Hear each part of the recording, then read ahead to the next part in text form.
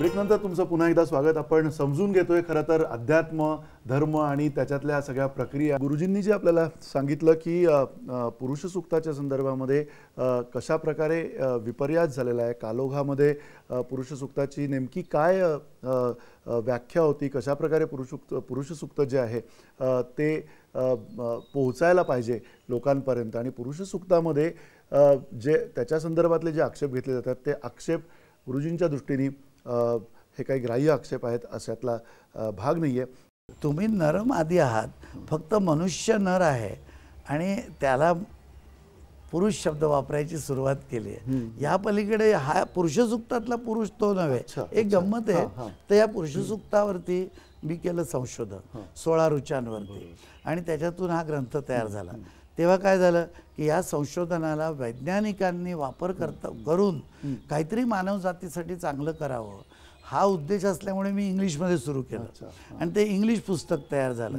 आणि तुम्हाला आश्चर्य वाटेल, या पुस्तकातले सिद्धांत डॉक्टर माशेलकर आणि डॉक्टर भटकरांनी याला प्रस्तावना दिली आहे आणि परदेशामध्ये जेव्हा प्रोफेसर्स आणि यांना या पुस्तकात दाखवल्यानंतर चर्चा केली ते एवढं ॲप्रिशिएट झालं। तर या इथे हे एक स्कॉर्पियन पब्लिकेशन म्हणून आहे, तर या स्कॉर्पियन पब्लिकेशननी हे पुस्तक आम्हाला द्या आणि आम्ही त्याचं जर्मन भाषेत भाषांतर करू। आता या ऑक्टोबर 14ला ते प्रसिद्ध होईल। मी काय हे सांगितलं की एखाद्या विषयाचा सिरियसनेस आणि माहिती कळायला पाहिजे। आपण ते पुरुष म्हणजे स्त्री आणि पुरुष बघितलं तर ते काही होणार नाही। त्याची दखल बाकीचं जग घेतंय या सगळ्या विषयाची। आता हे पुस्तक घेतोय का महाराष्ट्रात आणि मराठी म्हणून आपण याची दखल घेतोय का? तर मी महाराष्ट्रातून पंडितांना इथे बोलवलं होतं पुस्तक प्रसिद्धीपूर्वी, त्यांना यातल्या कल्पना सांगितल्या आणि तुम्हाला कसं वाटतंय, PhDचे विद्यार्थी बोलवले पुणे युनिव्हर्सिटीतून जे या अशा विषयात PhD करतात, सर्वांनी एकमुखाने ॲप्रिशिएट केलं, पण त्यांनी पुढे काही केलं की नाही मला माहिती नाही। बरं, सरकारी वगैरे अशी व्यवस्था नसते की तिथे ते काही दखल घेतील नाही का, त्यामुळे काय ते पडून राहिले। तसं पडून म्हणजे चाललंय पुस्तक, म्हणजे खपत नाही असं नव्हे, पुस्तक खूप खपतंय आणि परदेशात ज्यांना म्हणजे जर्मनीसारख्या ठिकाणी आपण हजारांनी प्रति विकल्या, पण ते पुस्तक जेव्हा जर्मन होईल तेव्हा बघा आता त्याची किती आवृत्ती होईल, घेतील लोक दखल एके वेळेला।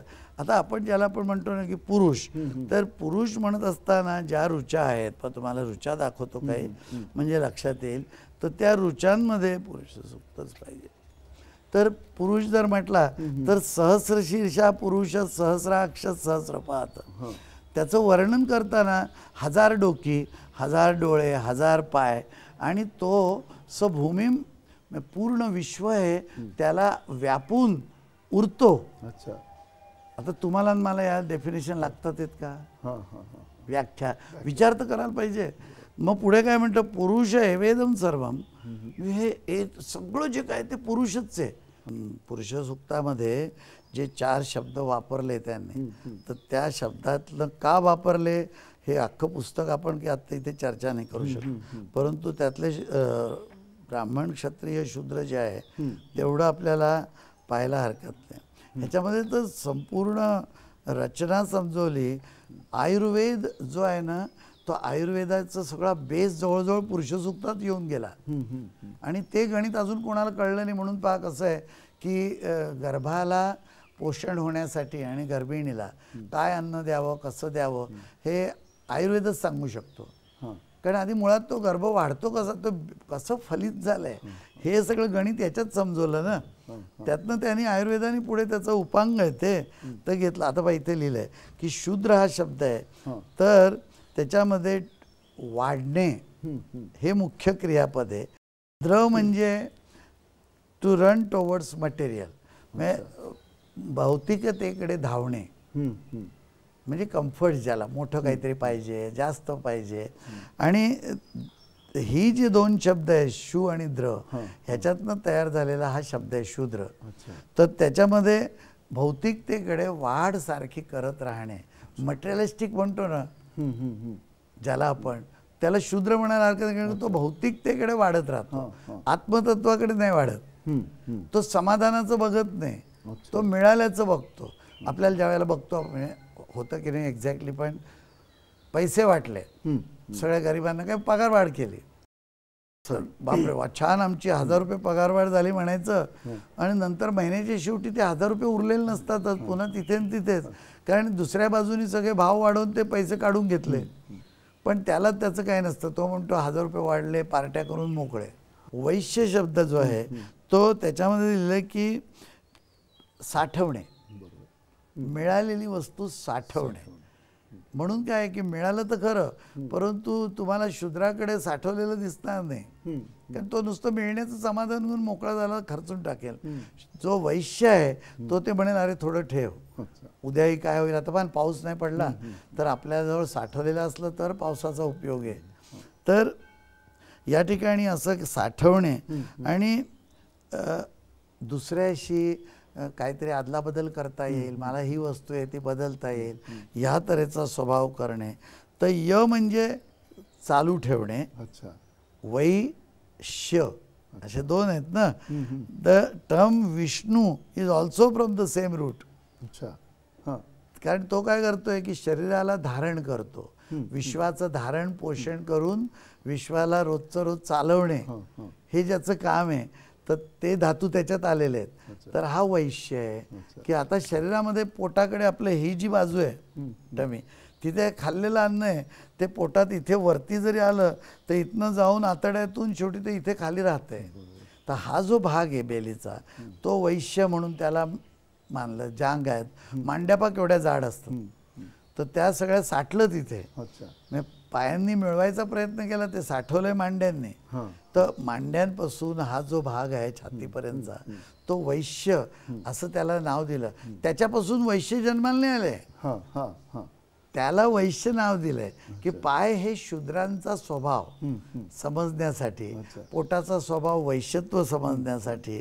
आणि मग क्षत्रिय तर काय की क्षत्रिय जो आहे तो त्रायते म्हणजे रक्षण करणे, आणि क्षतापासून म्हणजे वुंड किंवा तुम्हाला होणाऱ्या कुठल्याही त्रासापासून, जखमेपासून संरक्षण करणे हा क्षत्रिय आहे.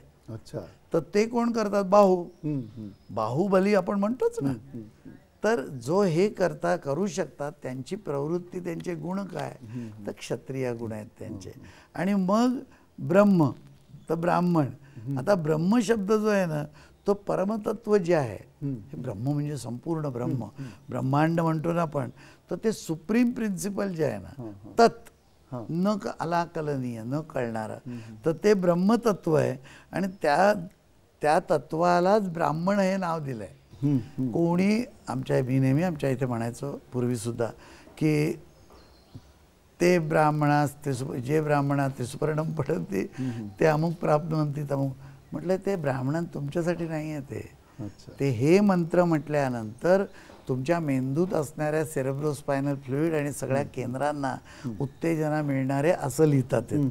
कारण तो मेंदू कसा आहे, त्यातली केंद्र काय करतात आणि हे कुठून येत आहे सोमतत्व, तर ते म्हटलं त्याच्यात लिहिलंय म्हणून ते सोमम प्राप्नुवन्ति. तर ते सोम म्हणजे आहे सोम नावाची वल्ली नाही आहे, आणि ती वल्ली पिऊन कोणीही अमृत झालेला नाही ना, कोणी अमर झालेला नाही. शोधतात लोक, विकतात, काय काय नाना तऱ्हेचे उद्योग करतात. सोम हे सेरेब्रोस्पायनल फ्लुइड, आता सुद्धा त्याला सेरेब्रो CSF म्हणतात. तर त्यांनी त्याला सोम म्हटलेलं आहे का 6 ओम प्रणव तत्व ज्याच्यामध्ये ओतप्रोत आहे तो सोम आहे, लक्षात घ्या. तर ते सोमतत्व जे आहे ते मिळेल ब्राह्मणाला. कुठल्या ब्राह्मणाला सोमतत्व दिलंय कोणी, आणि मंत्र म्हणून कुठे मिळतंय? नुसता मंत्र इथे बसून मी म्हटला तर काय मला सोम मिळणार ग्लासात? तर आणि त्या नावाखाली दारू पिणारे आणि भांग पिणारे जे असतात ना ते अत्यंत भ्रष्ट, म्हणजे त्याचा तर काही संबंधच नाही. तर तो जो आहे ते मेंदू आपला तो सुप्रीम आहे, तिथून सगळं चालतं.